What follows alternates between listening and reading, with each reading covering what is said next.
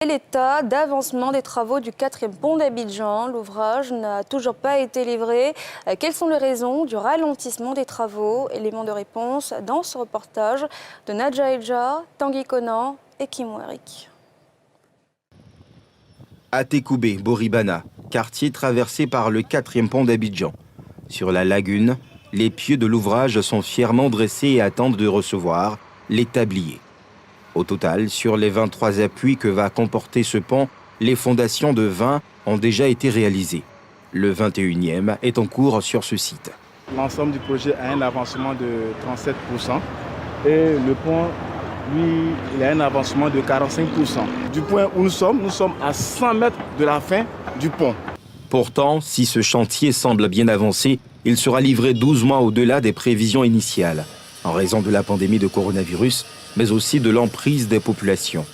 On nous avait dit qu'ils vont nous dédommager et qu'avant qu'on ne parte, bon, il y a certains qui ont été dédommagés, mais les autres, il y en a beaucoup encore qui restent. Donc nous les attendons. Sur les 95 hectares d'emprise à libérer pour la réalisation de cette infrastructure, seuls 17 hectares l'ont été à ce jour. Sensibilisés afin de respecter le chronogramme de libération, c'est à cela que s'attelle l'AGEROUTE à travers cette action de proximité.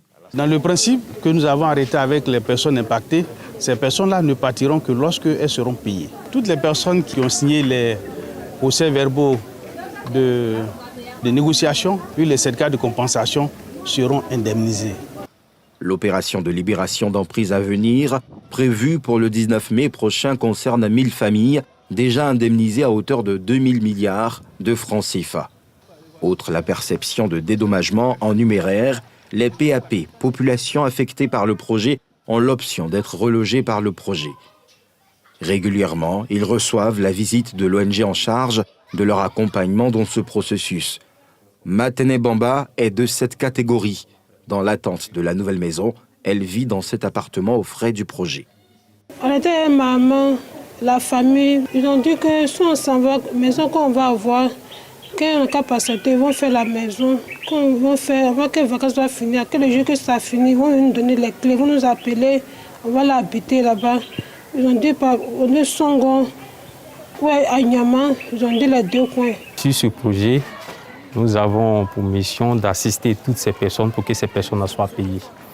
Et lorsque nous assistons à toutes les réunions, l'information que nous recevons chaque jour est que toutes ces personnes seront dédommagées et ceux qui doivent être relogés seront relogés.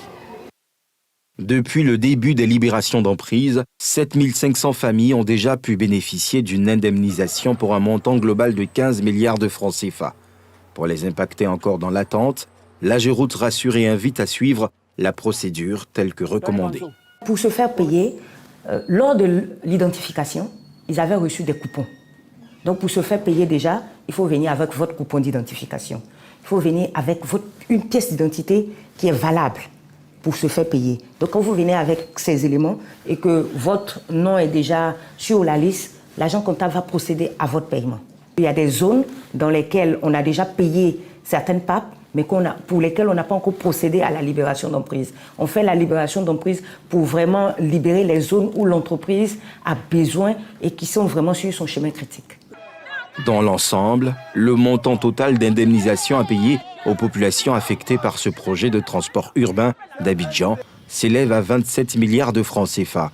Selon l'AGEROUTE, toutes les dispositions ont été prises afin de satisfaire l'ensemble des bénéficiaires.